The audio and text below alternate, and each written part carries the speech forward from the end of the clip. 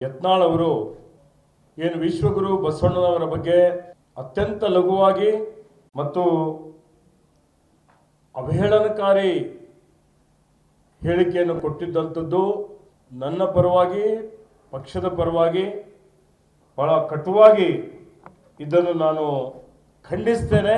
ಬಸನಗೌಡ ಯತ್ನಾಳ್ ಅವರು ಒಬ್ಬ ಜೋಕರ್ ಅಷ್ಟೇ ಅಲ್ಲ, ಅವರೊಬ್ಬ ಮಾನಸಿಕ ರೋಗಿ.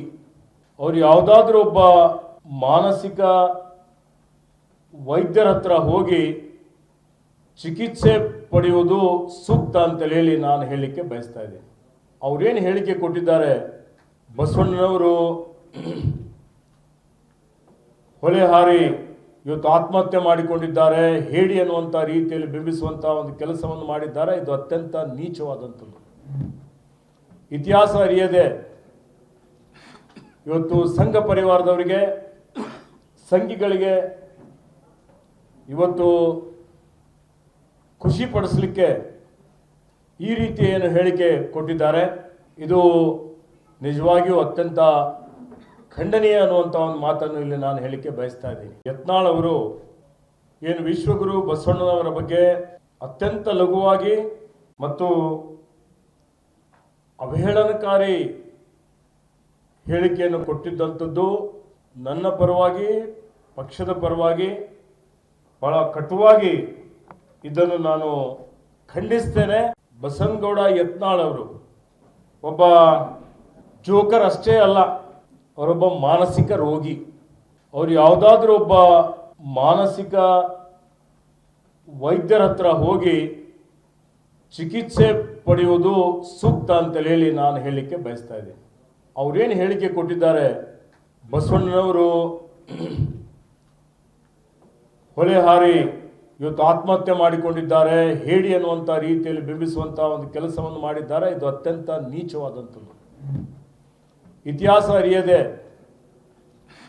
ಇವತ್ತು ಸಂಘ ಪರಿವಾರದವರಿಗೆ, ಸಂಘಿಗಳಿಗೆ ಇವತ್ತು ಖುಷಿ ಪಡಿಸಲಿಕ್ಕೆ ಈ ರೀತಿ ಏನು ಹೇಳಿಕೆ ಕೊಟ್ಟಿದ್ದಾರೆ, ಇದು ನಿಜವಾಗಿಯೂ ಅತ್ಯಂತ ಖಂಡನೀಯ ಅನ್ನುವಂಥ ಒಂದು ಮಾತನ್ನು ಇಲ್ಲಿ ನಾನು ಹೇಳಿಕೆ ಬಯಸ್ತಾ ಇದ್ದೀನಿ. ಯತ್ನಾಳ್ ಅವರು ಏನು ವಿಶ್ವಗುರು ಬಸವಣ್ಣನವರ ಬಗ್ಗೆ ಅತ್ಯಂತ ಲಘುವಾಗಿ ಮತ್ತು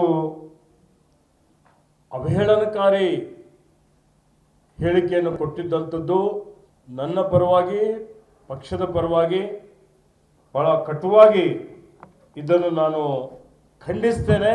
ಬಸನಗೌಡ ಯತ್ನಾಳ್ ಅವರು ಒಬ್ಬ ಜೋಕರ್ ಅಷ್ಟೇ ಅಲ್ಲ, ಅವರೊಬ್ಬ ಮಾನಸಿಕ ರೋಗಿ.